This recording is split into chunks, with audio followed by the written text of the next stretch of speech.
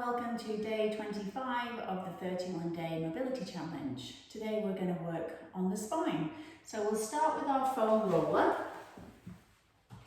Remember, you can use whichever density foam roller works best for you. So if you've been doing this challenge regularly on most days, maybe the softer foam roller isn't sufficient enough for you now. So just check in and make sure that you are modifying your equipment to keep up with your gains that you've been making. So I'm going to put the foam roller around my shoulder blade level. I'm going to keep my bum down on the floor, and then I'm going to reach my thumbs back over, and I'm going to round my back over the foam roller as far as I can. Head comes to the floor, and then crunching up. If when you're coming back it feels an excessive stretch, you could just let the bum lift off the floor a little bit, or just don't go back as far. So reaching over and crunch, breathing. So really working on this, opening up to this extension in the spine, ability to really open up through our upper back. And then the next one, we're going to hold it back. And we're going to try and get the thumbs to the floor. So I've got a gap between my thumbs and the floor, so I'm going to lift my hips up, get to a position where I can touch the floor, and then drop my bum down. So if you needed to have something behind your head to support your head so it touches the floor gently, then put a cushion or a block behind your head. So I want you to think about now breathing into where you feel the tightness, so in through the ribs, maybe into the chest, into the arms. Nice deep breaths.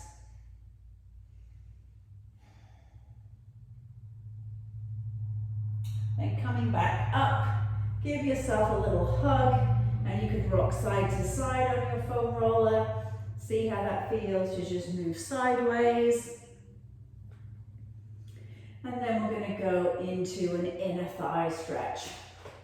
So although we're focusing on the spine, our inner thigh, how it connects into the body, does play an important role in our posture and our spinal position. So really good to have nice and flexible inner thighs. So I'm going to take the foam roller under one leg. The other leg is going to come behind me. And I'm going to start with the foam roller by my knee, and I'm going to come from the knee to midway up the inner thigh. And then when I find a spot that I feel, oh yeah, I'd like to work a little bit more on, I'm going to add some internal rotation. So my hip is rotating to lift my heel up. So you could do a few of those. You could do a few leg extensions, so bending and straightening the leg.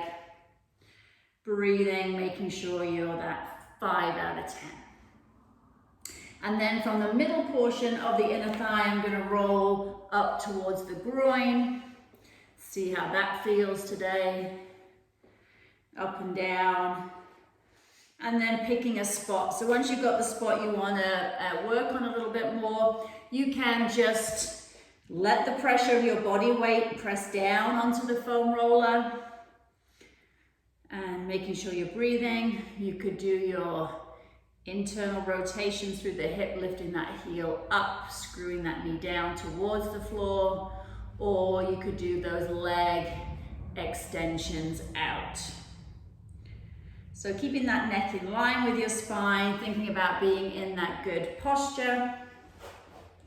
And then we'll switch sides. Okay, so let's start with just above the knee. My other leg goes straight behind me. Coming down into the plank arms. And we're going from just above the knee to the mid part of the inner thigh. Looking for any tight spots. Breathing. Then when you want to stop on a spot, you could either just let the weight press down into the foam roller there. You could do maybe some little micro movements, or that screwing the knee down to the floor. Breathing. or the other one would be the leg extension. So again, things that are applying more pressure into the foam roller. Breathing. And then from the mid part of the belly of the inner thigh up to the groin, rolling side to side, up and down the length of that muscle. And then pick a spot that you feel needs some work, and either just let the pressure of your body weight press down, or add any of those leg movements. So your choice. So lots of choices here, and you've got to really just get used to picking the right one for you and listening to your own body. Okay, so from there we're going to remove the foam roller, and we're going to go into our stretch for our inner thighs. So we're going to do that rock back. So I'm going to be on all fours. I'll show you this way maybe. And then from our hands under our shoulders and our knees under our hips, we're going to take one leg straight out to the side. So that leg comes out in line with my hip. And from there, we're going to rock forward and back. So now you should be feeling a stretch in through the inner thighs. So just be careful that your back doesn't arch as you press back, so you're keeping your abs engaged. You're breathing. So again, feeling that stretch in through this inner thigh. Push that foot actively down to the floor, making sure you're breathing. Then we're going to hold it at the back, push your foot into the floor. 5, 4, 3, 2, and 1. Let's change sides. So knee back under your hip, other leg straight out. Foot presses down into the floor, hands under your shoulders. Neck is long and in line with your spine. And rocking forward and back. So you modify the stretch. You don't want it to be as intense, don't rock as in such a big range of motion. Making sure that you could breathe all the time so you're not holding your breath. And getting a really nice stretch in through that inner thigh. If it feels okay, maybe you could walk your foot a little bit further out. So whatever works for you. We're going to hold it back when we get there. And hold for 10, push the foot into the floor. It's going to intensify the stretch. 8, 7, 6, 5, abs are on. 4, 3, 2. We're coming back to knees under hips, hands under shoulders. We're going to go into some cat-cows. So we're going to tuck our chin in, round the back up, press the hands into the mat to separate the shoulder blades. Think about your lower back pressing up to the ceiling as well. And then reversing and bringing our chest through our armpits, looking up towards the ceiling and letting the back drop down. And then again, curling up through the full length of the spine. So don't just think about shoulder blades, think about your lower back, your mid back rounding up. So really pressing up as much as you can, and then coming through with the chest, through the armpits, shoulders, pull down your back, drop the back as low as you can, look up as high as you can. And again, 3 more. So really rounding the back, think about that lower back rounding, push your shins into the floor to help you get some tension to round up against, and then reversing. Making sure you're breathing, dropping that back down, sticking that bum up as much as you can, chest is through, and then coming rounding. Push your hands into the floor, push your feet and shins into the floor. Really press away through that whole spine. So you can get a little bit extra than you got the last time. And then coming through. So not really passive positions, we're really actively trying to get into the biggest end range that we can. One last time. And big press with the feet, shins, hands. Pulling the belly button into your spine. Rounding, especially that lower back. Press, press, press. Coming through, chest through now. Back drops. So sticking that butt up as much as you can, chest is through as much as you can, shoulders back, breathing, looking up. Can you go a little bit more? And then we're going to come to neutral. So you want to find the middle of those 2 points. So we're not arching and we're not bending our back. We're keeping it nice and flat. We're going to do those tail wags. So I'm going to look over my shoulder, bend through the waist and look to my heel. So I'm going as far as I can and then I come back to the center and then I'm looking down the other side and we're just going to go side to side in these tail wags. So look at your foot behind you, bending through your waist on the other side, stretching through the waist on one side, bending through the other side. Keep pushing your hands into the floor to keep those shoulder blades active. One last time. And then you'll sit back into your child's pose.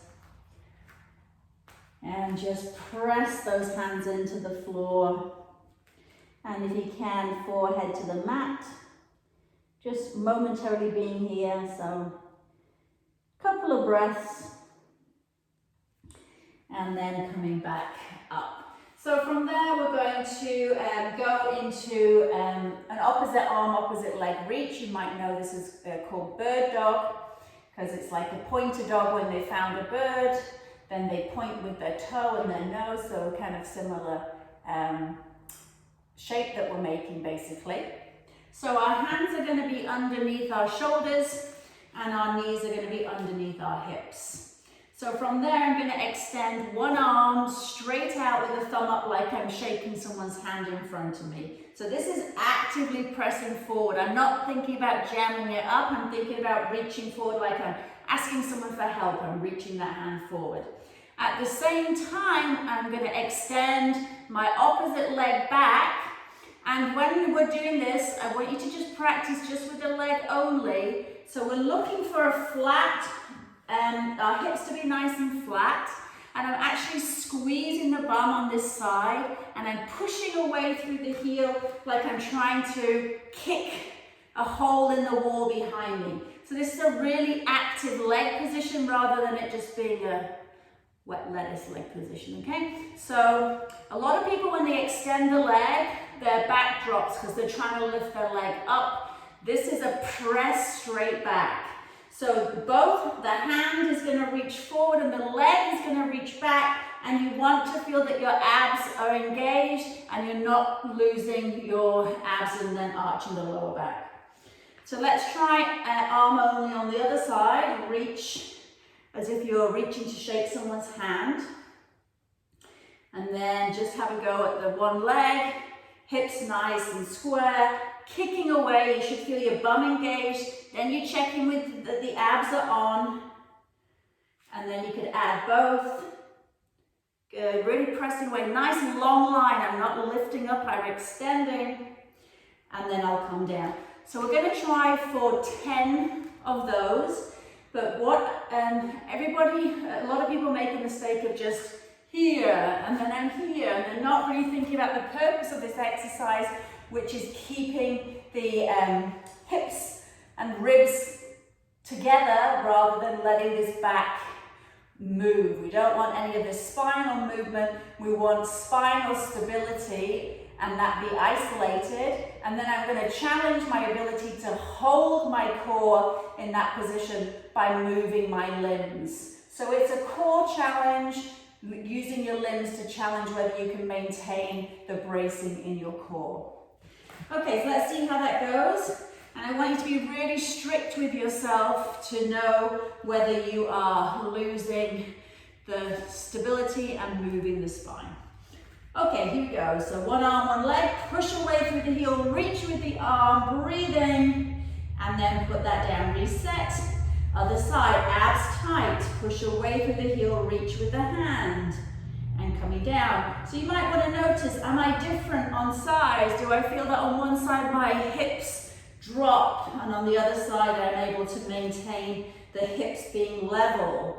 Do you feel the glute working more on one side than the other as you push that heel away?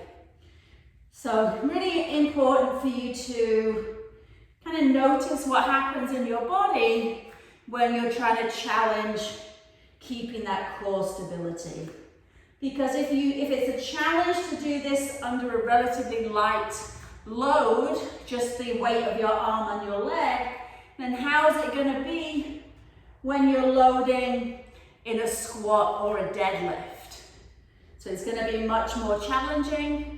So if you're losing it here in this relatively low level exercise, then I would make a guess that when you're lifting, if you're lifting any weights, that you're going to be struggling to maintain that core stability. So really good to practice maintaining that in these low level exercises. Okay, so from there we're going to come up into our warrior position. So nice stretch for the inner thighs. So you're going to take your legs nice and wide apart. Feet point forward to start. And then I'm going to turn the toes out on one side. I'm going to take my hands on my hips and I'm going to check that my hips, if I had headlamps on my hips, that they're pointing forward. And then from there, I'm going to lunge to the side and come back up. So we're going to do that 5 times. And I want to do it 5 times because I want you to be able to check what's happening with this knee. So if you look down at this knee as you're bending, it should track over your first toe. What I see often happening is this knee collapsing forward. So take a look at what's happening with your knee. And then let's hold it out. So what I also see happening when people are in this position is their hips start to turn. And so you really want to think about opening up through both inner thighs. So I'm pressing open with this knee and I'm trying to spiral this quad open. And I'm pressing my foot down into the floor so I'm not rolling on the outside edge. So if that's a challenge to stay in this position, stay in this position and just work on trying to keep those hips square. If you want to add an extra element with the arm, you would take your elbow down onto your thigh, again checking your tracking, and then we'll reach the arm up by the ear, squeezing your bum, making sure that this hip is still rotating back, and you'll breathe. So really active position. So this is a strength building position to build strength in our legs while we're stretching. So last 5, really pushing through that foot. 4, 3, 2. Coming out of it, maybe give your legs a little bit of a shake. And we'll try the other side.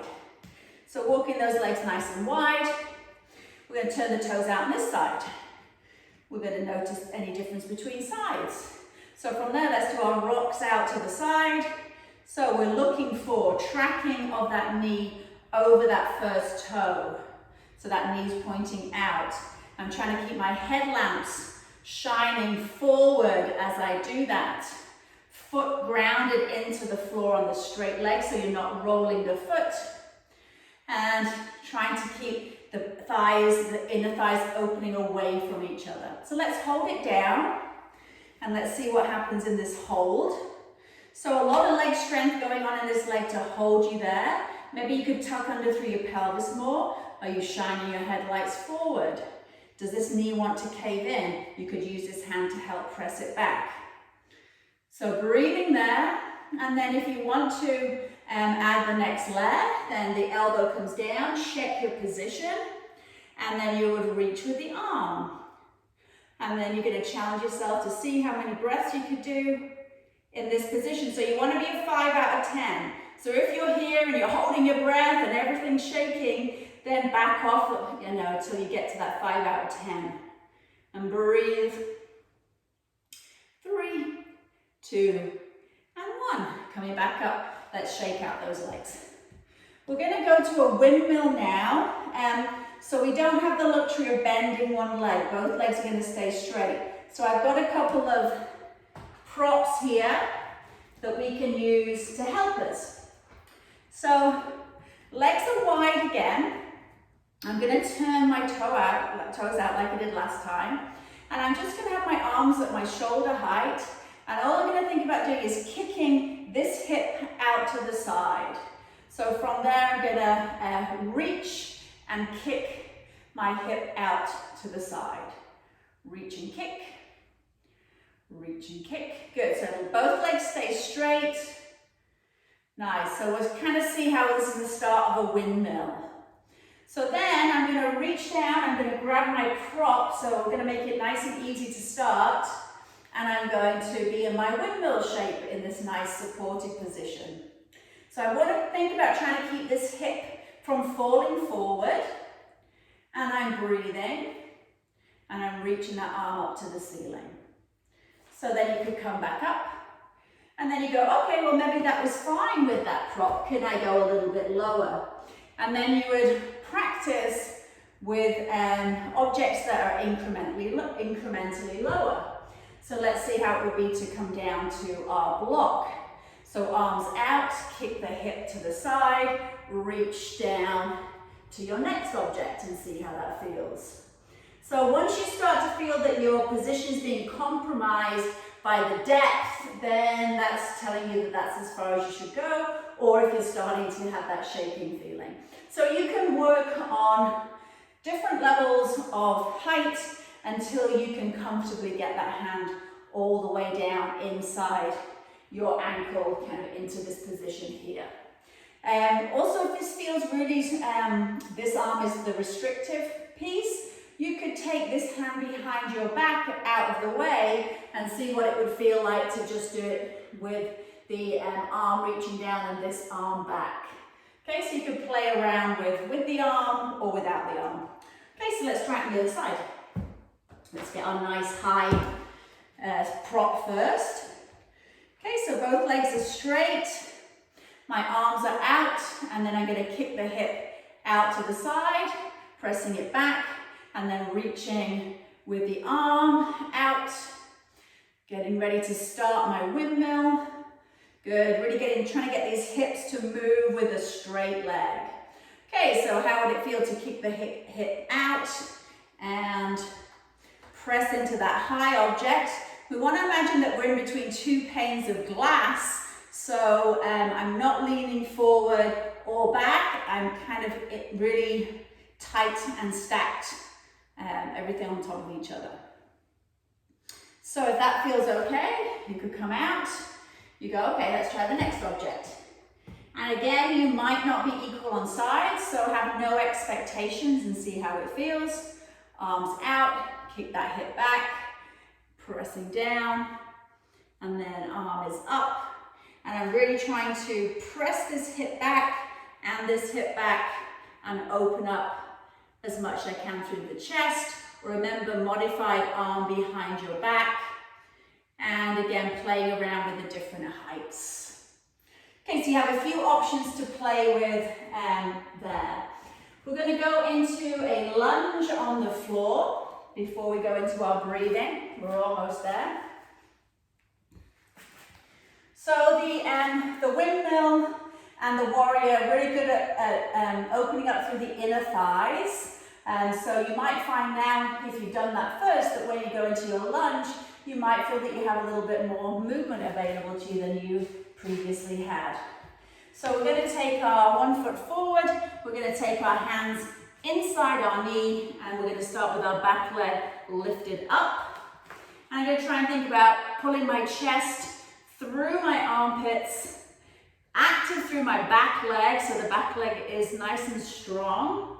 And I'm going to breathe.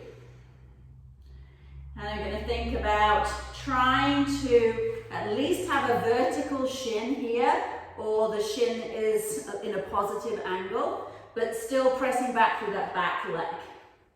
And then you're going to breathe. And then you're going to bring your knee down to the floor, relax your toe, and lunge forward. See how that feels. I'm using this inside arm to really try and open up through the knee. Let's add a twist. So I'm going to lift this inside arm up and twist towards my knee and breathe. So seeing how that feels today. Then I'm going to come down. I'm going to pull back into my hamstring stretch. Good. Breathing. And then coming back, we're going to step into our knee back and then the other knee forward. So you could have gone through plank if you wanted to make it more challenging, but today it's okay just to stick to your positions. So hands are inside the knee. I'm using my arm to open up the knee. I'm lunging forward, thinking about trying to bring my chest through as much as I can. I'm lifting that back leg off and really trying to keep that back leg as active as I can. I'm checking my angle on my shin that it's at least vertical, or if not slightly in a positive angle with the knee pointing forward more, pushing back through that back leg. Breathing, lengthening through the chest. Good. And then bringing that knee down to the floor, lunging a little bit more, see if you can bend forward a little bit more. Let's add the rotation towards the knee, breathing, opening up through the chest, twisting. And then we're going to come down and we're going to finish in crocodile breathing. So it's up to you whether you want to have your head supported on your hands, or whether you want to use a pillow, or whether you want to turn your head and have one cheek to the floor. Otherwise, you can have your forehead supported. And we're going to practice our breathing here. So we're going to use the floor as our tactile cue to breathe into. So let's start by thinking about the pressure of the belly into the floor as you breathe in. Trying to expand the belly into the floor, and then watch it, the tension release as you exhale.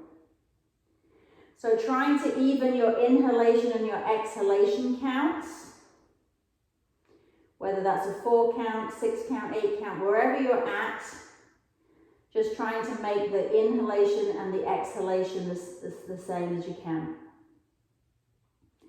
So now let's think about our rib cage pressing into the floor as we inhale. And the mid-back expanding as you do that. So using that sensation of pressing into the floor to help expand in through the back. So we'll continue moving up the body. So now thinking about the pressure of the chest as you inhale into the floor. And equally the separation in through the upper back as you inhale.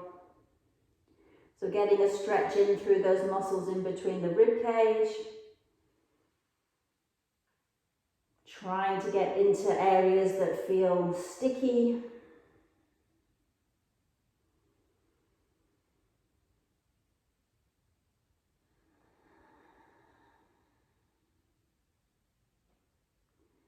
Let's think about our sides now. So breathing laterally under the armpits.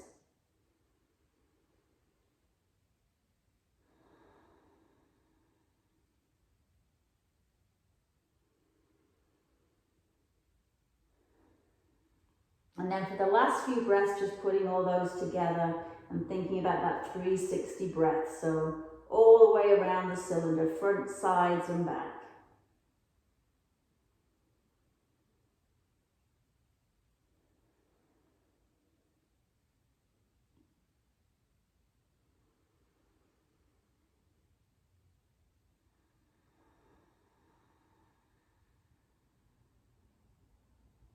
One last breath.